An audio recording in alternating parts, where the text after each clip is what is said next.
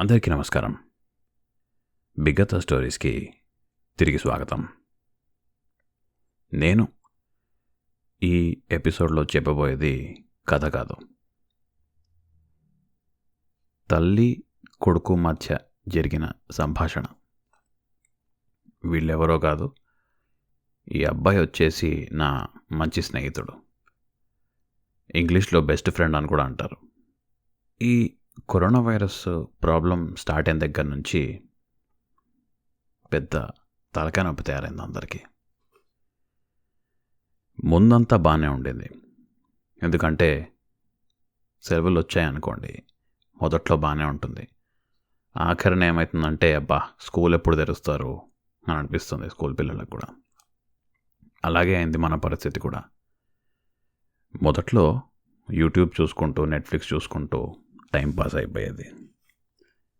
ఇంట్లో కొన్నిసార్లు ఏమవుతుందంటే అరే ఈ ఐటమ్ చేయడానికి, లేకపోతే ఈ కూర కానీ లేకపోతే బిర్యానీ అనుకోండి, ఇవి చేయడానికి చాలా టైం పడుతుంది.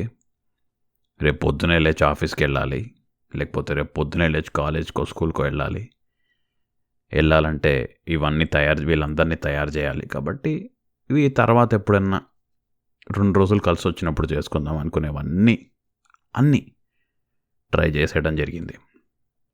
ఒకరోజు గారెలు, మరో రోజు దోశలు, దాని తర్వాత దిబ్బరొట్టె, దాని తర్వాత పులావ్, దాని తర్వాత బిర్యానీ, దాని తర్వాత బిసిబేళిబాతు, దాని తర్వాత మరెన్నో ఎన్నెన్నో. మొదట్లో అయితే అసలు చాలా బాగా అనిపించింది, ఎందుకంటే ఏం కావాలన్నా ఎప్పుడు కావాలన్నా అయ్యో రేపు పనికి వెళ్ళాలి కాబట్టి టైం సరిపోదు అని ఏం బాధ లేకుండా నిదానంగా టీవీ ముందు కూర్చొని కూరగాయలు తరిగి మంచిగా నిదానంగా వంట చేసి కళ్ళు మూసుకొని తింటుంటే అసలు అనుభూతే వేరు కదా. కానీ మెల్లమెల్లగా ఇది అలవాటైపోయి బోర్ కొట్టడం స్టార్ట్ అయింది. ఇది బోర్ కాస్త చిరాగ్గా మారింది. అబ్బా అసలు బయటికి వెళ్ళడానికి లేదే, ఏంటి తలనొప్పి మనకి. బయటికి కూరగాయలు కొందామని వెళ్తే ఆ కూరగాయలు క్లీన్గా ఉన్నాయో లేవో, ఆకుకూరలు కొనడానికి వెళ్తే ఆ ఆకుకూరలు అమ్మేవాడు సరిగ్గా ఉన్నాడా లేడో, వాడు తగిన జాగ్రత్తలు తీసుకుంటున్నాడా తీసుకోవట్లేదా, మన ఇంట్లో అమ్మమ్మ కానీ తాతయ్య కానీ కొంచెం ఏజ్లో పెద్దవాళ్ళు ఉంటే వాళ్ళకి ఎక్కువగా ఎఫెక్ట్ అవుతుందని చెప్పి అతి జాగ్రత్త తీసుకోవాల్సి వస్తుంది. కాబట్టి నేను నా మంచి స్నేహితుడికి కాల్ చేసి నేను అనుకుంటున్నామని చెప్పాను నిర్భయంగా. మంచి స్నేహితుడు మనకి చాలా ఇంపార్టెంట్. బయట వాళ్ళకి చెప్పుకోలేనివి మనం ఈ మంచి స్నేహితుడితో చెప్పుకోవచ్చు. వీడి పేరేంటో నేను చెప్పాను, కానీ పేరెందుకులేండి. అయితే ఫోన్ చేసి అరే బాగా తలనొప్పి వస్తుందిరా బాబు ఇది ప్రాబ్లంతో, అసలు ఏంటి ఇల్లు మనకి అని కొంచెం మాట్లాడుతూ మా స్నేహితుడు చెప్పాడు. నేను కూడా ముందు ఇలాగే అనుకునేవాడిని. తర్వాత మా అమ్మ నాతో మాట్లాడింది ఒక విషయం. ఆ విషయం వినిన తర్వాత ఈ తలకాయ నొప్పి అనేది, ఈ ఆలోచనలన్నీ పోయాయి. అరే నాకు కూడా చెప్పరా బాబు, నాకు కూడా తలనొప్పి పోతే, ఆంటీ చెప్పిన విషయాలకి నాకు కూడా తలనొప్పి పోతే మంచిదే కదా అని చెప్తే, సరే నేను కూడా ఒకరోజు మా అమ్మతో మాట్లాడుతున్నాను ఇలాగే, మా అమ్మ ఇలా చెప్పింది అని మా స్నేహితుడు చెప్పసాగాడు. ఆంటీ ఏం చెప్పారంటే, మనకి కష్టాలు రాకపోతే మనకొచ్చే ఆనందాన్ని కూడా మనం పూర్తిగా అనుభవించలేం. కష్టం లేకుండా ఆనందం తర్వాత ఆనందం వస్తే, ఇగో ఈ లాక్డౌన్లో హాలిడేల తర్వాత హాలిడేలు వచ్చినట్టు అవుతుంది.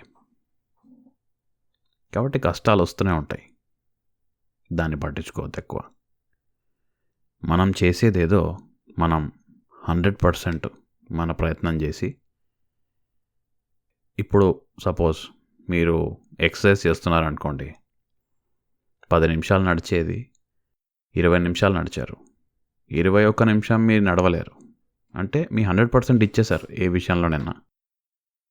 ఇలా చేస్తే వచ్చే ఫలితం అంటే మనం చేయాలనుకున్నది మనకి దక్కచ్చు, దక్కకపోవచ్చు, ఆ తర్వాత విషయం.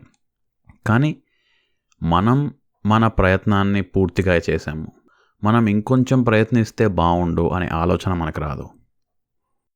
ఇలా చేస్తే సంతృప్తి, సాటిస్ఫాక్షన్ అనేది ఆటోమేటిక్గా వచ్చి ఇలాంటి తలనొప్పులు రావు అని చెప్పారు ఆంటీ. ఆ రోజు తర్వాత నుంచి నేను కూడా బిగ్గత స్టోరీస్కి నాకు స్టోరీస్ రాకపోయినా ఇలాంటి జరిగే విషయాలు, సంఘటనలు మీ ముందు పెట్టాలి అని అనుకున్నాను నేను. ఇంకో మంచి విషయం ఏంటంటే, ముందు మేము స్టార్ట్ చేసినప్పుడు బిగ్గత స్టోరీస్ ఓన్లీ మన భారతదేశం మరియు అమెరికాలో వినేవాళ్ళు. కానీ ఈరోజు నేను చూసిన తర్వాత బిగ్గత స్టోరీస్ మొత్తం 27 దేశాల్లో వింటున్నారు. అది బిగ్గత స్టోరీస్ కుటుంబమైన మనందరికీ ఒక మంచి విషయం, మనం గర్వించదగ్గ విషయం. లాక్డౌన్ వల్ల ఇంట్లో కూర్చున్నా కానీ, మనం ఎక్కడికి వెళ్ళకపోయినా కానీ మన గొంతు, మన వాయిస్ 27 దేశాల్లో వెళ్ళింది అనేది ఒక చాలా మంచి గర్వపడవలసిన విషయం కదా. మా ప్రయత్నాన్ని ప్రోత్సహించి మా ఎపిసోడ్లను విన్న మీరందరికీ నా హృదయపూర్వక ధన్యవాదాలు. తిరిగి వచ్చే వారం బిగ్గత స్టోరీస్లో మనం కలుసుకుందాం. అంతవరకు సెలవు. నేను మీ ఫణి చిదర్లా.